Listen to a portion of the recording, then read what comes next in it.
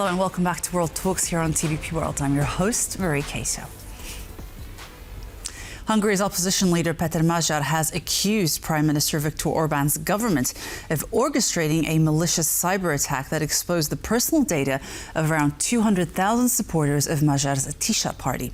The leak, first reported by pro-government media, briefly made users' detailed personal information publicly available online.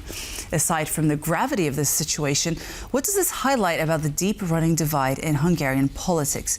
We are now joined by Miklós Mitrovics, historian and researcher at the Faculty of Humanities at Eötvös Loránd University. Hello, and thank you so much for being with us today. Hello, good morning. So what exactly do we know so far about the data leak affecting 200,000 users of Tisa's Világ app, and how serious are the privacy and security implications? First, let's be clear about the facts. This is not a data leak, it's a data theft. It's not that the Tisza party was careless, someone deliberately hacked the app, stole the data, and then handed it over the media outlets close to the government. The Tisza party app is completely legal. Everyone registers voluntarily, and when they do, they accept the privacy policy and the other declarations. The app mainly provides information and also encourages people to get involved in the public life. Data don't just leak from a closed system. Hackers have to break in and steal them. The fact that the Mandiner, the pro-government website, started publishing names from that list yesterday, on last Friday, clearly showed who took the data. What the consequences are, I like to remind the government media that under Hungarian law, anyone who misuses such sensitive personal data, for example, by spreading it online, can face up to 2 years in prison. And yet they are publishing and spreading this information as if nothing had happened. Finally, it's clear it is not just a data protection issue. It's clearly a matter of national sovereignty and security. This situation goes far beyond privacy. Sometimes someone is trying without any legal rights to influence the upcoming Hungarian parliament election. Prime Minister Orban claims that Ukrainians were involved in the processing of Tisa's data. Is there any evidence supporting this accusation? The government hasn't presented any evidence at all. And there is also a clear logical flow in this whole narrative. According to the government's story, the Tisza party is supported by Ukrainians. The app was developed by Ukrainians. And the government propaganda even spread an AI-generated fake video claiming that anyone who registers will have their data immediately sent to the Ukrainian secret services. If that were true, then why would the Ukrainians need to hack their own app? And besides, if the Ukrainians supposedly want the Tisza party to win, why would they weaken it by attacking it?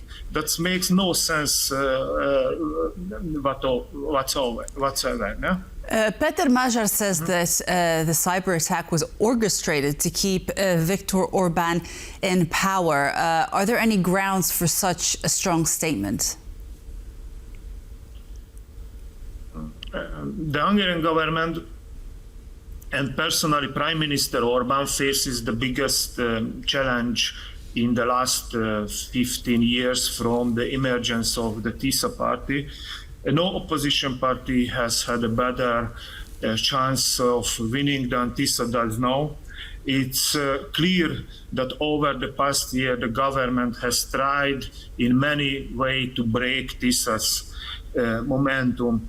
In recent months, the government has increasingly used AI to create fake images and videos to discredit Tisza, so far without success.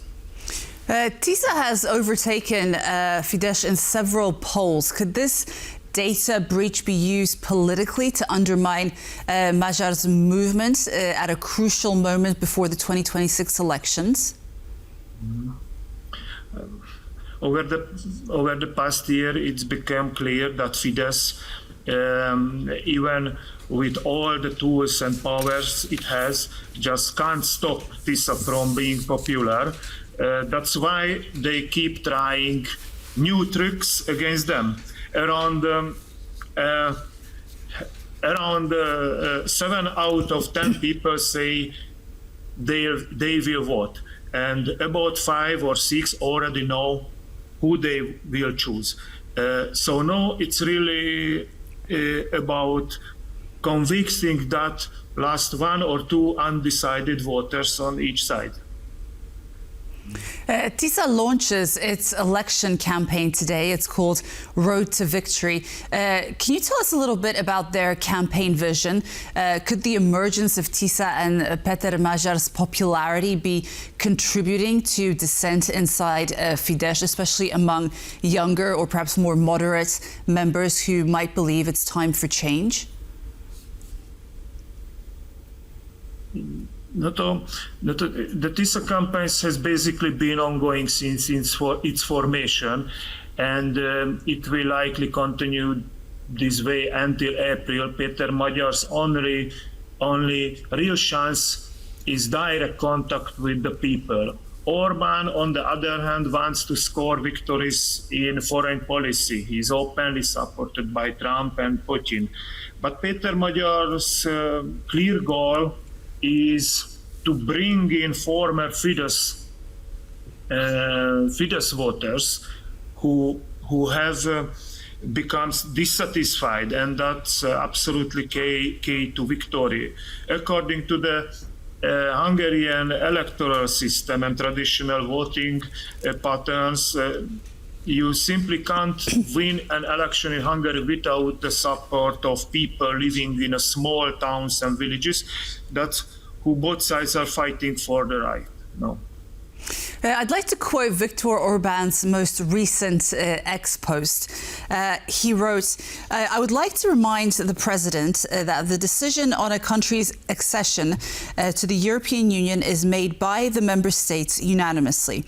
This means that every member state has the sovereign right to support or oppose the admission of a new member. Hungary does not and will not support Ukraine's membership in the European Union because it would bring the war into Europe and take the money of Hungarians out to Ukraine. Is this Hungarian incident working towards a forced change of power in order to get the right votes in? According to the government media, Hungarian government media, Péter Magyar is a puppet of Brussels and Kiev, representing only foreign interests. I don't think that narrative will change. At the same time, the government media keeps portraying Magyar as an insignificant figure, someone unfit to lead. In contrast, they show Orban as a major international player, a man who can even mediate between Donald Trump and Vladimir Putin. That image, I believe, won't change either till the elections. There is nothing new about this, as I said, but there's no truth to that. The main element of Fidesz campaign is fear-mongering, scaring about the war, just like it was 4 years ago. US President Donald Trump and Viktor Orbán are expected to meet on Friday. What is the purpose of this meeting? What might we expect to emerge out of the meeting? Orban, in my opinion, Orban, it is an element of the Hungarian campaign of Fidesz. Orban wants to show himself as a mediator between the great powers, Putin and Trump, and of course we don't know what will the effect of these Orban's trips in Washington, but no doubt that Hungarian pro-government media will use these pictures and videos for long times in Hungarian campaigns. It is a main element of Orban's campaign to show he's a big player in the international arena. Do you think that this will work for the voters? I think yes. Okay, Miklós Mitrovics, Faculty of Humanities at Eötvös Loránd University, thank you so much for being with us today. Thank you so much. Bye.